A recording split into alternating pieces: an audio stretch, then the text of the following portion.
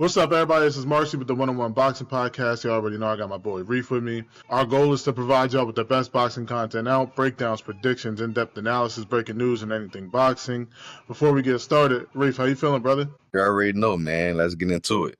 Today we will be talking about the Ring 3 card on Saturday, July 12th. We got Edgar Berlanga versus Hamzah Sheeraz. We got Shakur Stevenson versus William Zepeda. We got Alberto Puello versus Subriel Matias, and Imam Khataev versus David Morell. Let's start off with that one. Let's start David Morell and Khataev. For this one, for me, right, I like David Morell. I liked his showing. He lost, but I liked his showing against David Benavidez. I think he's gonna learn from that fight. I think going forward, I think he has bright things ahead of him. I'm gonna go with him. Imam is just he's a little too stiff for me. He does have a lot of power. There's definitely a potential for a knockout in this one. But I think I'm going to go with Morell just off of points, just off of his boxing ability. Yeah, what about you? Like, that go off you a little bit. I'm going to go with Morell, too, only off the strength because Khataev don't got no boxing game to me. He just going there, he throwing wild, strong, stiff punches. And as we've seen, David Morell, he can box a little bit. You know what I'm saying? So I feel like as long as he don't go in there and try to do no dumb shit, like going there with a game plan, because he also got to be mindful, too. Like, this nigga do got power. Like, he can knock you the fuck out. You know what I'm saying? So I feel like he'll come out with the win. But if Khataev could come in there and I don't know. I don't know. Khataev gonna get his ass whooped. That's what I think. Yeah, no, and if you looked at the David Benavidez fight too, like, do you see Benavidez' face afterwards? Like, you know, yeah. even though Morell lost, Morell could fight. I'm excited to see him back. Yeah, he does. He knocked Benavidez down. Yeah, he got some power. So we got Subriel, Matias, and Alberto Puello.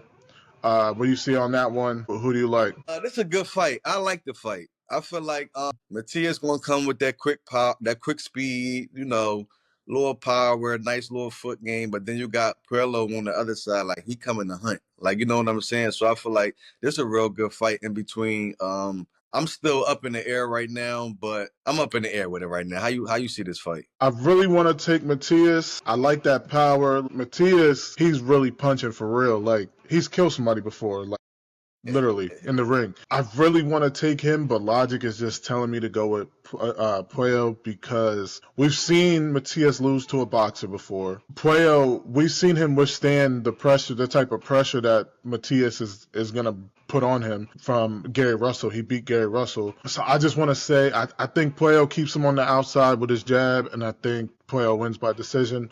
But I wouldn't be shocked if Matias knocked him out either. Yeah, I feel like this kind of a little statement fight for Matias too, because I feel like if you can go in there and knock Puello out, like, you know what I'm saying? Not saying Puello is this big fighter, but he got a little name going for himself. So I feel like if Matias could come in there and knock him out, I feel like that'll set a statement for him. For sure.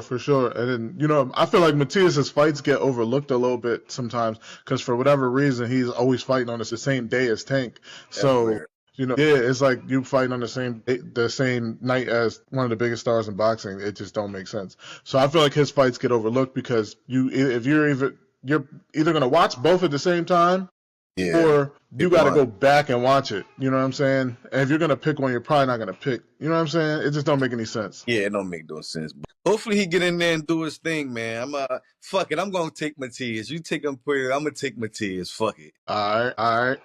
Next up, we got Shakur Stevenson versus William Zepeda. This is a good one. How you see this one? In my opinion, I honestly feel like Shakur need to get on here and he just need to dominate Zepeda. Before the Zepeda and Tav fight, I'd like the fight between Shakur and Zepeda, but after seeing him going two fights with Tav, I just feel like he's not up there on Shakur level. So I feel like Shakur need to really get in there, show his skill off. We know he don't really got no power. He got hand problems. So I'm not going to say knock him out, like, you know what I'm saying? But I feel like you're going to go in there and really shine and dominate Zepeda. I feel like that'd be a good look for Shakur. But other than that, I don't think Zepeda bringing nothing to the table. Let's see tune this shit up and learn from Tab. But other than that, I don't feel like Zepeda bringing nothing to the table. How you feel about the fight? So this one could get tricky for me, right?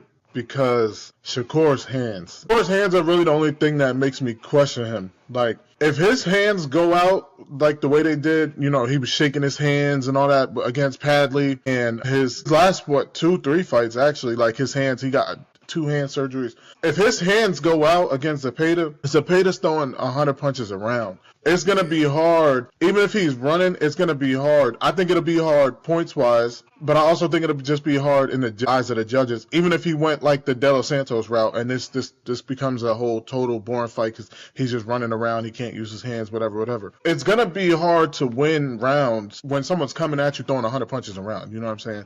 If you can't return any type of fire. Yeah. So even if you're judging it off of Zepeda's running around stalking him, maybe even if he can't cut the ring off, you know what I'm saying? So that's how I think Zepeda can win.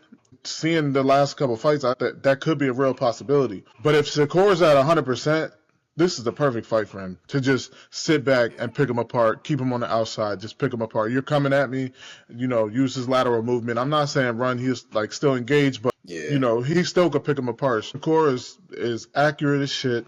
He's precise. His IQ is high. Like, I think this is a perfect fight for him. So if he's healthy, Shakur, I got Shakur because I'm gonna base off of his hands being healthy. But if Zepeda won, I would not be surprised if that happened with his hands. So I got a question. So if Shakur hands do go out and his hands do get fucked up, do you want to see more Shakur? Do you want to see? Cause he obviously got surgery. She said Floyd taught him how to wrap his hands the proper way because he had hand issues and other things like that. So if his hands do go out, do you want to see more Shakur? Like, do you want to see more, or at that point it's like he just unreliable? Like, you know what I'm saying? I feel like that's a waste of skill. That's a waste of talent because you can beat these fights, but you can't withstand them because your hands are messed up or whatever the case is. I think he has the perfect people in his corner to be able to help him. Floyd had hand problems, and Floyd continued on with his career, and shit, he's regarded as the best ever to a lot of people. So I think that he has the right people, and I think that maybe he might need some time. And he's still younger. He's not like 21, 22, but he's still younger. So I think he might just have to take that time and get his hands right. But I would like to keep seeing him because I think it's fixable. But like I don't think with hands like that you'll be able to fight 3 times a year. You might not be able to fight 2 times a year. You know what I'm saying? And he got to, if they go out now, he got to go back to the drawing board. So that he has to. I had to ask you, like, how much time is out? Like, how much time do you sit out? Like, you know what I'm saying? Like, how much time is before you, like, inactive? Like, I honestly like Shakur. I think he a great talent. I'm saying I don't want to see his talent be wasted because you can't get this shit corrected with your hands. Like I'm saying, I feel like you definitely need to get that taken care of. If you do got to take time off, if you know you're going to take time off, you're going to come back right, just say, fuck it, take the time off. Do what you need to get done. I hope his hands don't fall out, man. I really want to see him get in there and dominate.